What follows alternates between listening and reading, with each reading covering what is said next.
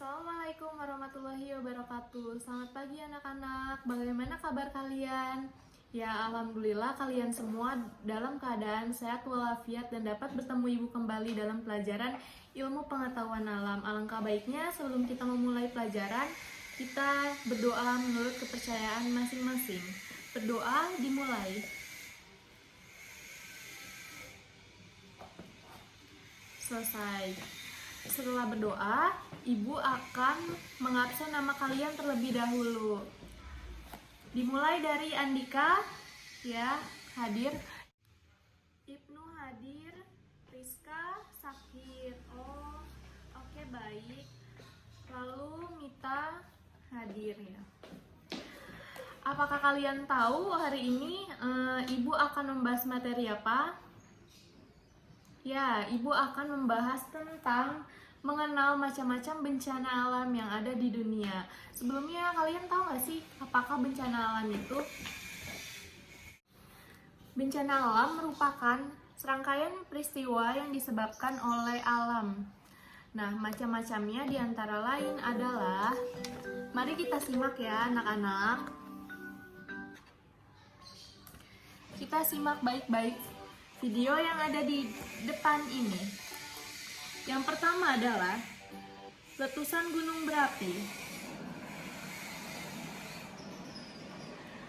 Letusan gunung berapi merupakan aktivitas gunung api yang mengeluarkan material yang ada di dalam perut bumi berupa bahan padat, cair, dan gas yang dikeluarkan melalui ke permukaan bumi. Dan terjadilah letusan gunung berapi.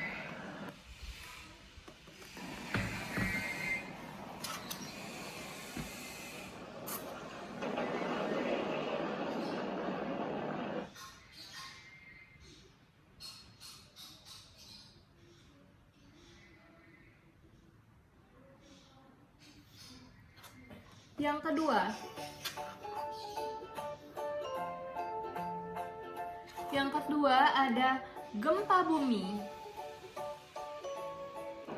Tahukah kalian apakah gempa bumi itu? Ya, gempa bumi merupakan gejala pelepasan energi berupa gelombang yang menjalar ke permukaan bumi akibat adanya gangguan di kerak bumi berupa runtuhan, patahan, dan hancuran. Baik anak-anak, yang ketiga bencana yang selanjutnya yaitu banjir. Pasti kalian sudah pernah ada yang mengalami banjir, ya.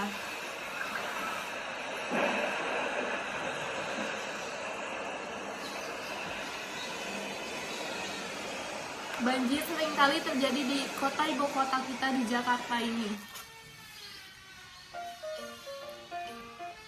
Yang keempat adalah angin topan.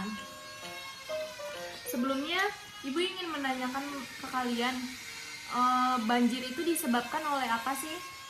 Ya, banjir itu terjadi karena ulah manusia itu sendiri yang secara tidak sadar kita tidak menjaga alam dengan membuang sampah sembarangan dan lain-lain.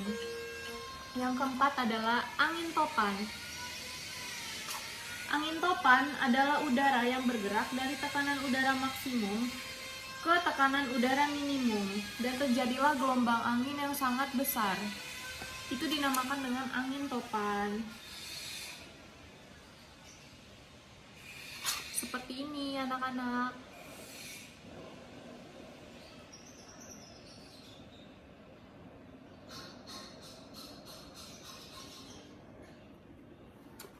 Lalu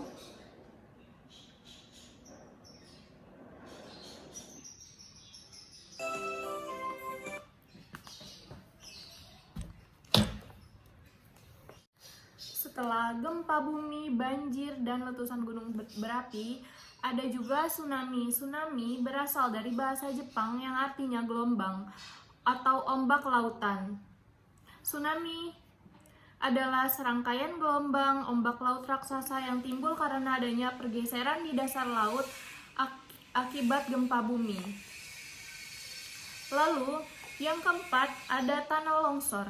Tanah longsor merupakan salah satu jenis gerakan massa tanah atau batuan ataupun percampuran keduanya yang keluar lereng akibat terganggunya kestabilan tanah batuan yang menyusun lereng. Yang ketujuh ada kekeringan. Kekeringan adalah ketersediaan air yang jauh di bawah kebutuhan air untuk kebutuhan hidup, pertanian, kegiatan ekonomi, dan lingkungan. Adapun yang dimaksud kekeringan di bidang pertanian adalah kekeringan yang terjadi di lahan pertanian yang ada tanaman atau padi, jagung, kedelai, dan lain-lain yang sedang dibudidayakan. Macam-macam bencana lainnya ada kebakaran hutan. Kebakaran hutan adalah suatu keadaan di mana hutan dan lahan dilanda api sehingga mengakibatkan kerusakan hutan yang menimbulkan kerugian ekonomis dan nilai lingkungan. Yang kesembilan ada angin puting beliung. Angin puting beliung adalah suatu angin kencang yang datang secara tiba-tiba, mempunyai pusat bergerak melingkar, menyerupai spiral dengan kecepatan 40-50 km per jam hingga menyentuh ke dalam permukaan bumi dan akan hilang dalam waktu singkat, sekitar 3-5 menit. Selain macam-macam bencana alam tersebut, Ibu juga akan memberitahu kepada kalian bahwa bencana alam itu terbagi menjadi 3 jenis. Yang pertama adalah bencana alam geologis.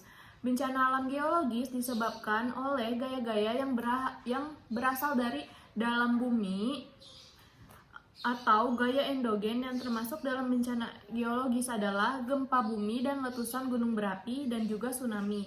Yang kedua, bencana alam klimatologis. Bencana alam klimatologis merupakan bencana alam yang disebabkan oleh faktor angin. Contoh bencana alam klimatologis adalah banjir, badai, angin puting beliung, kekeringan, dan kebakaran alami hutan. Nah, yang ketiga, bencana alam ekstraterestrial. Bencana alam tersebut adalah bencana alam yang terjadi di luar angkasa, contohnya hantaman impact meteor. Bila hantaman benda-benda langit mengenai permukaan bumi, maka menimbulkan bencana alam yang dahsyat bagi penduduk bumi. Nah, setelah Ibu menjelaskan macam-macam bencana alam, Ibu mau bertanya nih kepada kalian, kepada Ibnu, penyebab terjadinya banjir itu apa? Apakah bisa menjawabnya, Ibnu? Ya, jika tidak, Ibu akan membantu. Penyebab terjadinya banjir itu secara umum karena yang pertama adalah penembangan hutan secara liar, pendangkalan sungai, pembuangan sampah yang sembarangan, pembuatan salur air yang tidak memenuhi syarat, pembuatan tanggul yang kurang baik, dan air laut sungai yang mendatangi daratan. Itu adalah salah satu penyebab terjadinya banjir. Nah, Ibu juga akan beritahu kepada kalian apa sih dampak dari banjir itu, karena banjir kan sering banget terjadi di lingkungan kita, tentunya di Jakarta sering sekali ya terjadi banjir. Dampaknya yaitu rusaknya area pemukiman, sulitnya kita mendapatkan air bersih di saat kebanjiran, rusaknya sarana dan prasarana penduduk, rusaknya areal pertanian, timbulnya penyakit-penyakit, dan tentu saja akan menghambat transportasi yang ada di darat. Akan menjadi sulit karena datangnya banjir tersebut. Iya, apa yang ingin ditanyakan kepada Rizka?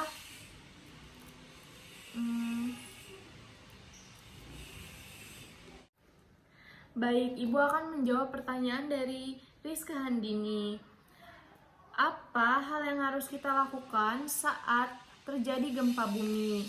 Yang pertama, jika kita berada di dalam ruangan, diamlah sejenak, jangan panik, dan segeralah keluar dari bangunan. Secepatnya mencari perlindungan di bawah meja, di bawah meja atau di dekat pintu, dan jauhi tempat-tempat yang mungkin mengakibatkan luka seperti kaca, pipa gas, dan benda-benda yang tergantung yang mungkin akan jatuh menimpa kita. Jika berada di tengah keramaian, janganlah turut berdesak-desakan mencari jalan keluar meskipun orang-orang sedang panik, mempunyai keinginan yang sama. Carilah tempat yang tidak akan jatuh terkena reruntuhan. Karena gempa itu menyebabkan guncangan yang sangat besar. Di sini ibu juga akan memberikan sedikit pemahaman kepada kalian tentang skema terjadinya tsunami. Tsunami dapat terjadi jika gangguan menyebabkan perpindahan sejumlah besar air seperti letusan gunung api, gempa bumi, longsor maupun meteor yang jatuh ke bumi. Namun 90% tsunami adalah akibat gempa bumi yang berada di bawah laut. Dalam rekaman sejarah, beberapa tsunami diakibatkan oleh gunung meletus.